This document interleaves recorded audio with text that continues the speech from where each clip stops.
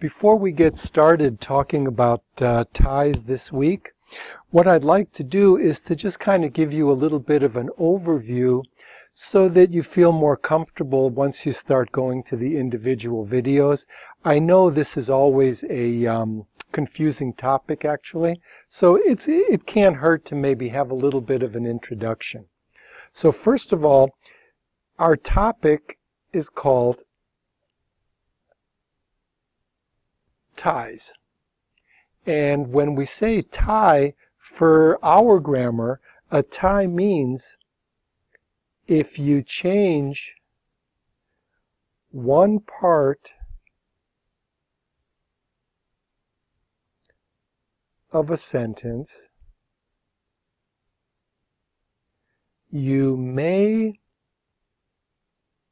have to change another part. Now basically, we're going to look at ties, and in English, ties really involve subjects,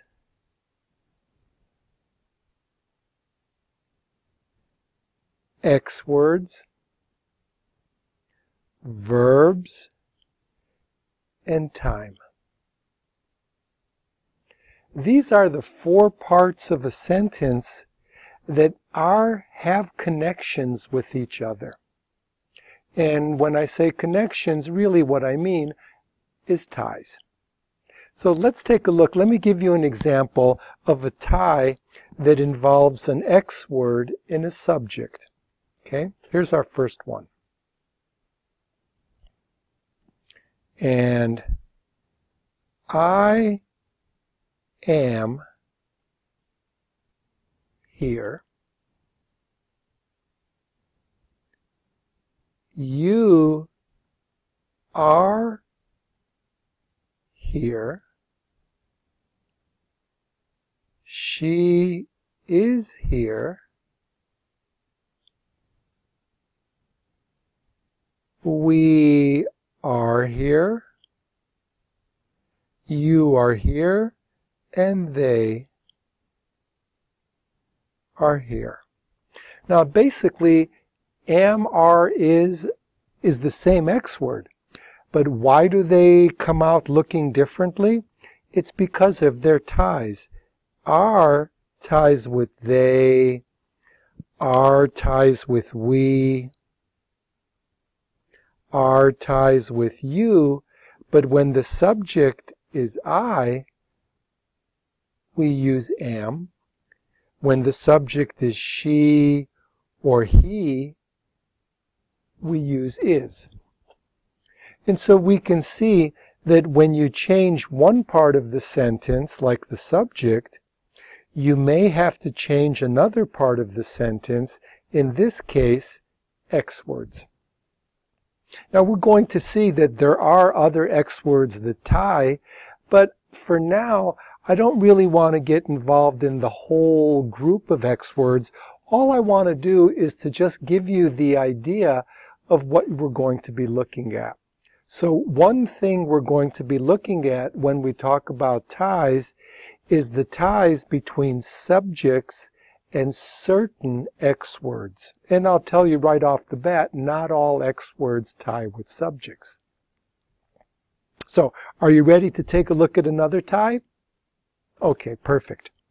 So now it's also possible that X words tie with time. That's another tie in English. And let's see what I mean by that. I am here now, but let's change to yesterday. I was here yesterday. So we can see the X words, and we already know I is the subject in both. And we just said before, a minute ago, that I ties with am, we can say the same thing down over here. I ties with am, but the interesting thing is that am also ties with now. That's the present. And was, just like I was, you were, shows me that was ties with I, because I changed to were when I have the subject you. They tie also. And was ties with yesterday, the past. So here's our example of X words tying to time. And we can say at the same time, here is our example of X words tying with subjects. There's 5 ties in English. Here we already have 2 of them. Shall we go on?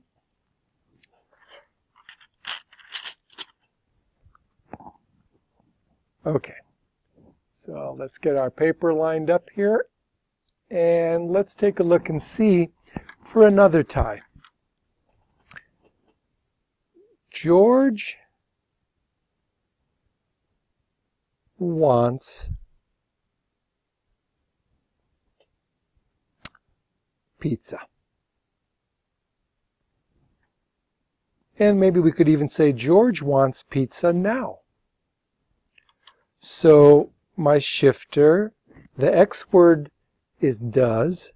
George does not want. Does George want? George is the subject. Predicate. And I wonder, are there any ties? Let's say, are there any ties between the subject and the verb? The best thing to do is let's run through all of our subject possibilities. We don't need to use nouns. It's enough to use the pronouns that can be replaced for subjects. I, want. You want. He, she, or it wants. We want. You want. And they want. It shows me that the subject, or the X word, or excuse me, the verb wants ties with the subject. This is an example of a subject-verb tie. Are there any other ties in this sentence? Well, we said before that verbs and X words may also tie with time. So let's see. Let's change now, which is really the present, and let's change it to a past time. Let's change it to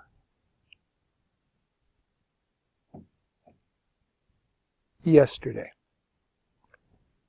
George wanted pizza yesterday. So when I analyze this sentence, I see that yesterday is the shifter. The X word is now did.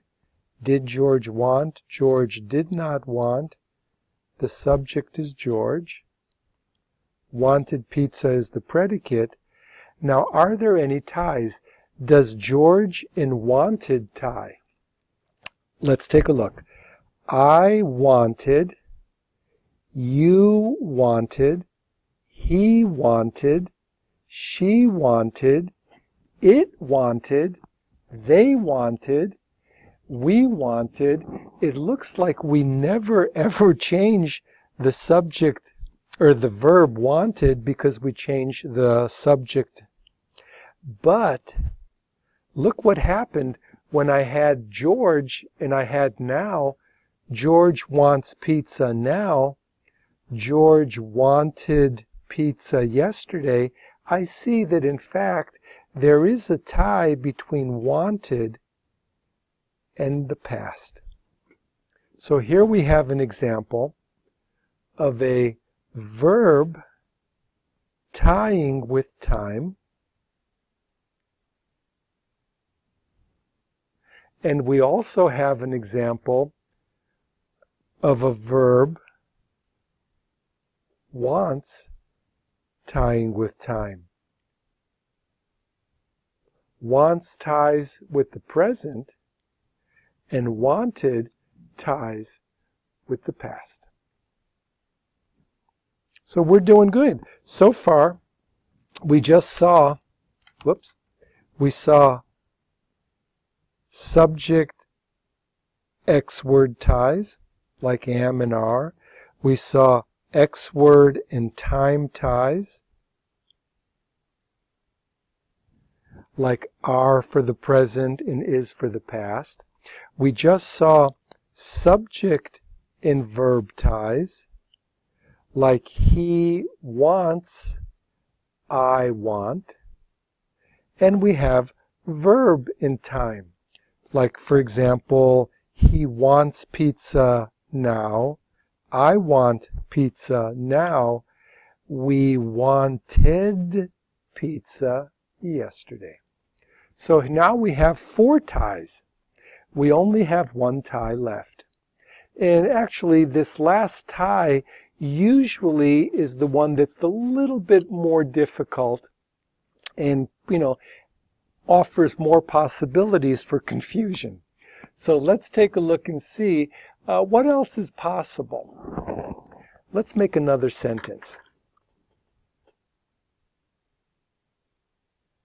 George may eat pizza tonight. So let's take a look, and we have our shifter. We have an X word. We have the subject now. We have the predicate. And let's see what actually goes together. Now, does the X word and subject tie? I may, you may, he may, she may, we may, they may, no one may, everyone may. There's no tie between the subject and X word. I may eat pizza tonight. I might eat pizza some other time. I do have a feeling that may can change according with the time. It may tie with time. So let's say, let's put that together. And we'll have to give another example because that could be a little confusing. But I wonder, is there any other tie there? If I change may to is, George is pizza tonight. Do I have to change eat? I do. I have to say George is eating pizza. May goes together fine with eat. They tie. For example, George can eat pizza tonight. But what happens when I change can to is, I actually need a different form of the verb, eating. So we can say that is ties with the verb. Let's give another example. How about if we say George, and now instead of saying is eating pizza, let's use the X word have. George have eat? No. George have eating? Nope. George have, oops, excuse me, George has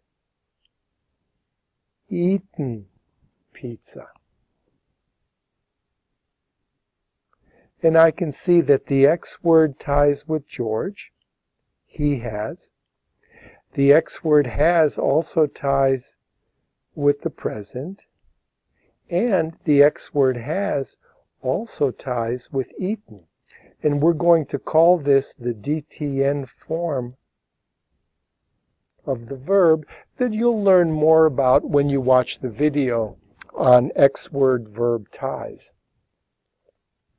The important thing is I wanted to give you kind of an introduction into how this works. And what I'd like to do is I'd like to just show you one more thing, which I think is probably the most difficult part of all of this. And this is where people really get confused. Let's take an example. George is watching TV now. First off, let's take a look at our sentence. Now is the shifter. Is the X word. Is George the subject. And everything between is the predicate. Now let's look for the ties. We've already discussed this. Is ties with George, because if I change the subject to we, then I change the X word to are. Is ties with now, because if I change now to yesterday, I have to change to was. And is ties with watching. This is the ing verb form.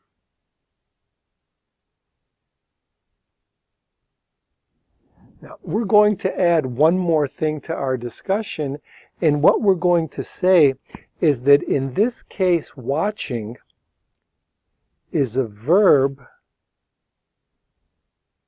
with no time. I say no time because when I change to past,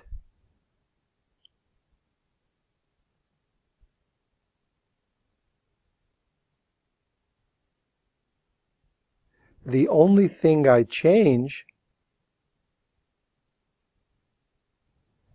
is the X word was. Was ties with the past.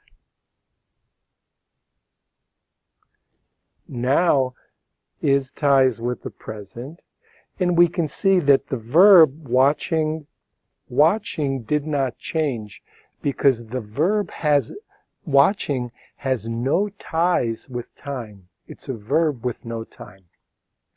And I wanted to just make this distinction and to point this out because when we take a look at another sentence that also has a verb, let's see what kind of verb it is.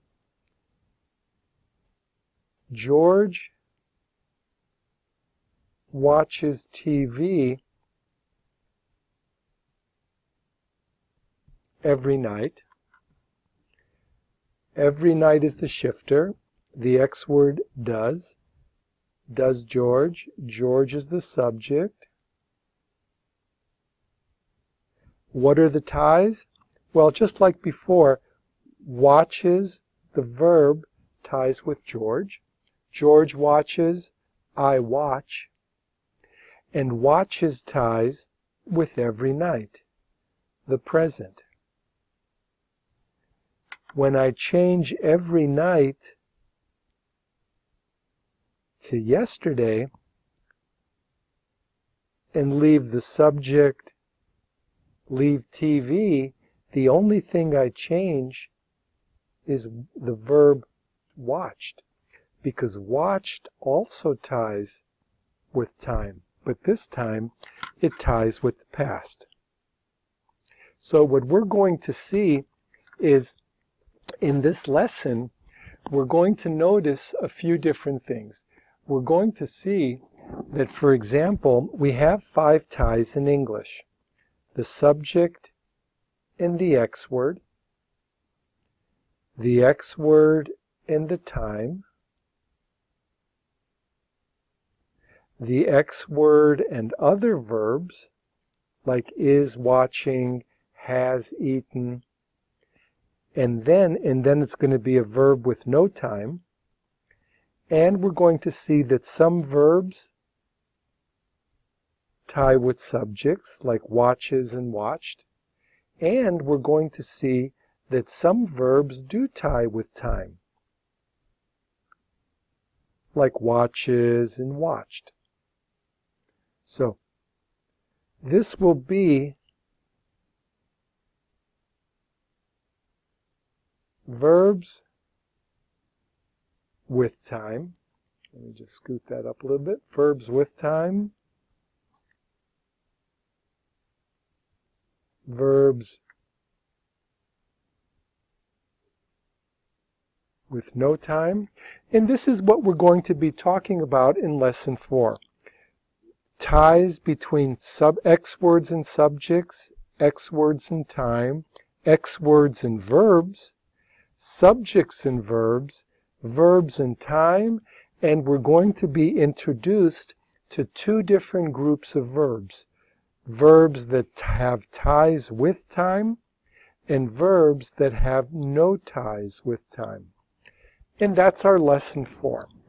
Now, I hope that that I've gotten you a little bit ready to do this lesson. But please, as you go through the videos, take your time, and if you don't understand something or you want to talk more about it, please let us know. Post it on the forum and we can talk about it. And be prepared to be maybe a little bit uncomfortable with this, but I guarantee that very quickly this notion of ties and the notions of verbs with time and without time will become very comfortable for you, and you won't have any problems with them at all. So enjoy this lesson. I hope you find it interesting.